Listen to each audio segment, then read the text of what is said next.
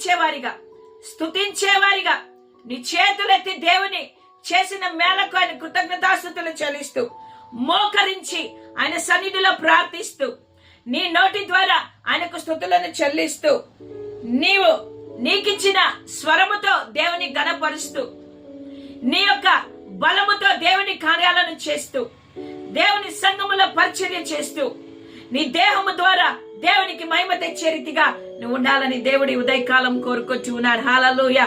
దేవునికి స్తోత్రం కలుగును గాక. ఒకసారి మనం చెక్ చేసుకుందాం, ఈ దేహము ఎవరికి ఆలయముగా ఉందని. ఒకవేళ అపవాది క్రియలకు చోటిచ్చి దేహము ద్వారా అపవాదిని గణపరుస్తున్నామేమో, ఈరోజు మంచి అలవాట్లు కలిగిన వారిగా, క్రీస్తు బిడ్డలుగా, క్రీస్తుతో సహవాసము కలిగిన వారిగా, ఆయనకు మాత్రమే